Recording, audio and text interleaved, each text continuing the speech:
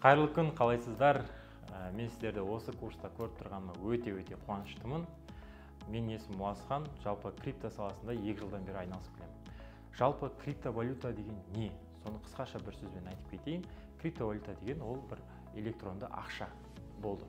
Басқа ештеңе емес. Яғни біздің бұрынғы ақшаларымыз, мысалға алтын болған, теңге болған, ең басында вообще айырбастау болған, яғни белгілі бір нәрсе болады, яғни мал болады, сол малды бірдеңкеге айырбастау деген сияқты. Сондай әр кезеңнің, әр заманның өзінің валютасы болған. Яғни қазіргі алдағы заманның валютасы ол криптовалюта, яғни цифрлы ақша, электронды ақша деп аталады. Жалпы сол.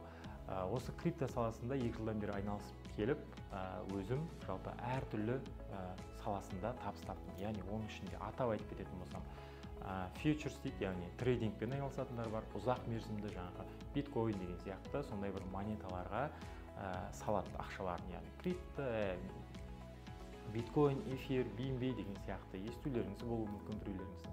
Жалпы сондайларға ұзақ мерзімді ақша салу арқылы адамдар табыс табады. Одан кейін депозитке қою арқылы, спотта ақшасын сақтау арқылы, арбитражбен айналысу арқылы және де листингтар және тағы одан да басқа түрлері көп. Яғни осы саланың барлығы криптовалютаның ішінде бар. Яғни осы криптоның арқасында, яғни осы валютаның арқасында сол мамандар ақша тауып жатыр. Яғни осы мамандарды біріктіретін нәрсе, яғни ол P2P арбитраж. Мысалға бір кісі ұзақ мерзімді ақшасын осы криптода сақтағысы келсе, ол тек қана криптосын арбитражниктер арқылы ғана сатып алады. Не болмаса судан түскен пайдасын шығарғысы келсе, тек қана арбитражниктер арқылы шығара алады. Яғни бұл P2P арбитраж деген сөз, бір сөзбен айтқанда админиттің жұмысы. Осы нәрселердің барлығын мен сіздерге қалай жұмыс жасайды, қалай ақша табуға болады именно P2P арбитраждан бастан аяғына дейін мен сіздерге түсіндіріп берейін деп жатырмын. Бұл курстар мен сіздерге айтайын, алды 600 мың, 700 мың, 250 мың, 300 мың әртүрлі суммада сатылып жатыр.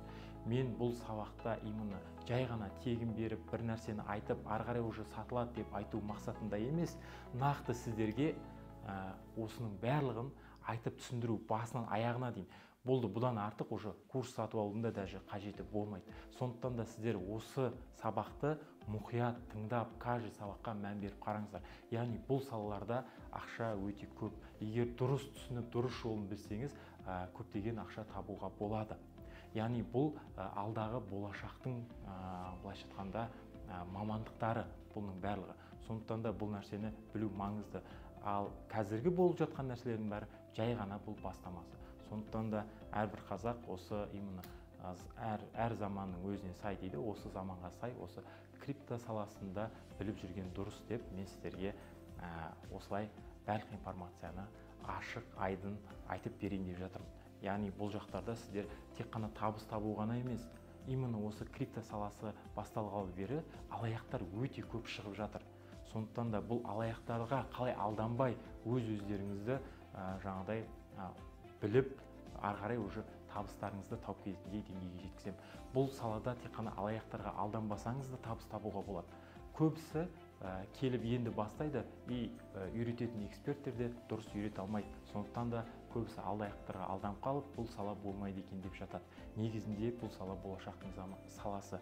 Сондықтан да әрбір қазақ бұны біліп, осы жақтан да табыс тауып керек. Яғни бір өкіметке болмаса басқа біреуге күніңізді қаратпай, өз-өздеріңізбен тапқандарыңыз дұрыс болады. Сондықтан да әрбір сабақты мұқият қараңыздар. Және де сіздерге қызықты жерлер, түсінген жерлер, түсінбеген жерлеріңіз болса, міндетті түрде комментарияға астында комментария болады, соған жазып кетіп отырыңыздар. Егер сіздерге прям ұнап бір пайдасын тигізіп жатса, онда инстаграмда истористарға бөлісіп отырсаңыздар, осындай жақсы жерін көрдім, или болмаса мына жер ұнамады деген сияқты нақты өздеріңізді ашық айдын осылай бөлісіп отырсаңыздар.